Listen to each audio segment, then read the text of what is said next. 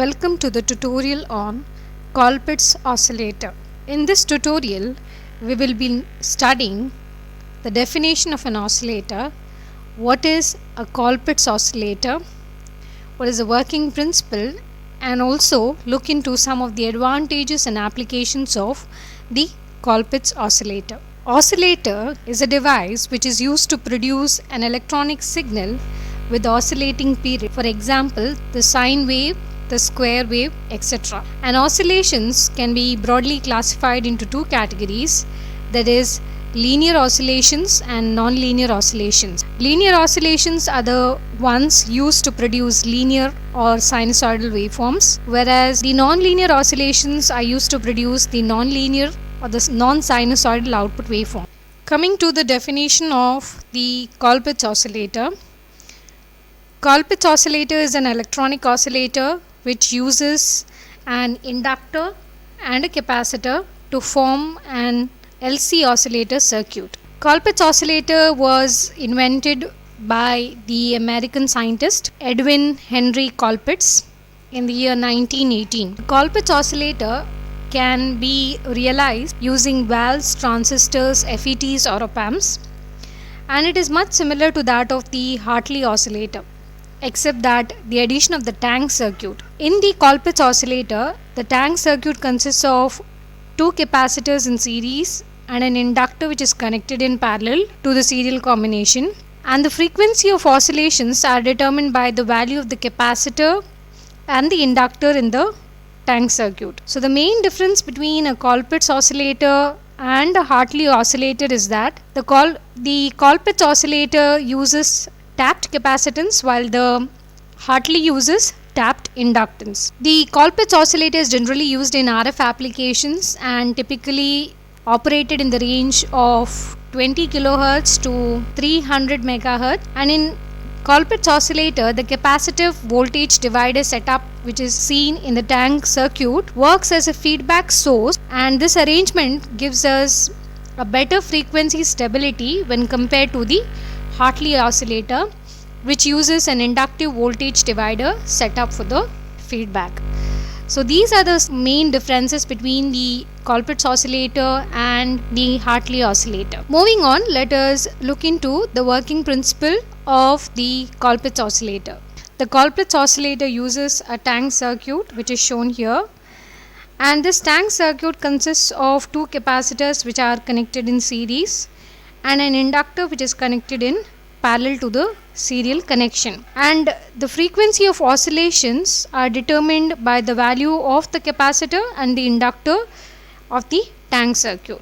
So if you look at this particular circuit, you have a voltage divider network, resistance R1 and resistance R2, which forms the voltage divider, and this resistance R4, which is connected to the collector terminal of the transistor, it will limit the amount of the collector current, and the capacitor which is connected to the base of the transistor, that is Cin, is the input DC decoupling capacitor, while the capacitor connected at the collector terminal Cout is the output decoupling capacitor. The resistance which is connected to the emitter terminal, that is the emitter resistance Re, is meant for providing the thermal stability. So if you look at the capacitance which is connected in parallel with the emitter resistance Ce, this capacitance is emitter bypass capacitor. So job of this emitter bypass capacitor is to bypass the amplified AC signals from dropping across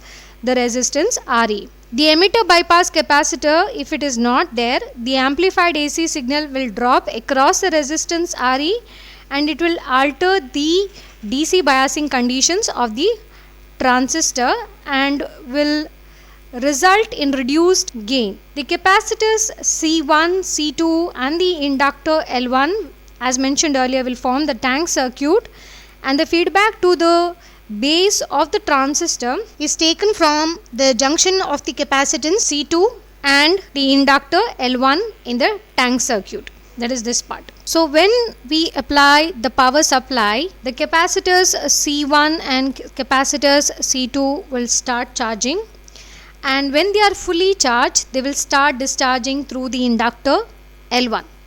So when the capacitors are fully discharged, there is an electrostatic energy stored in the capacitor that gets transferred to the inductor as a magnetic flux. So the inductor starts discharging and the capacitors are charged again. So this transfer of energy back and forth between the capacitors and the inductor is the basis of the oscillation. The voltage across the capacitor C2 is phase opposite to that of the voltage across the capacitor C1, and it is the voltage across the capacitor C2 that will be fed back to the transistor.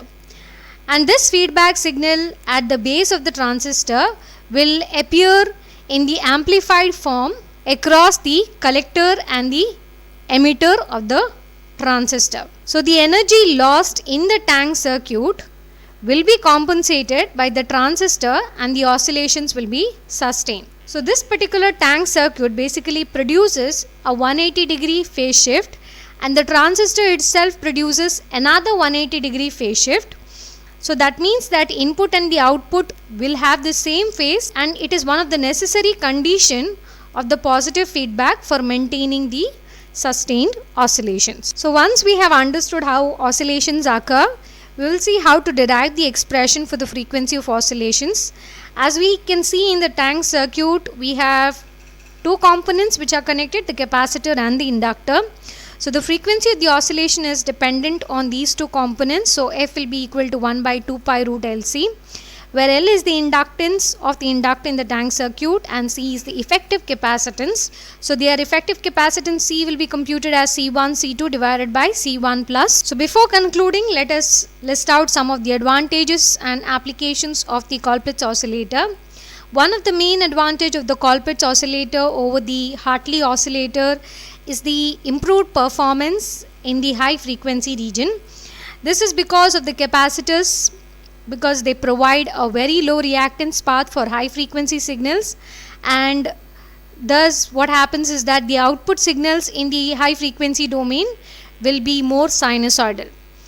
And also because of the excellent performance in the high frequency region, the Colpitts oscillators can be used in microwave applications applicable to obtain periodic signals of high frequency. The Colpitts oscillator using the surface acoustic wave devices can be used to produce useful sensors like temperature sensors and audio sensors, and they are applicable in circuits where a huge frequency range is used, that we have already seen because of the improved performance in the high frequency region, and they find a very vast application in mobile communication and radio broadcasting.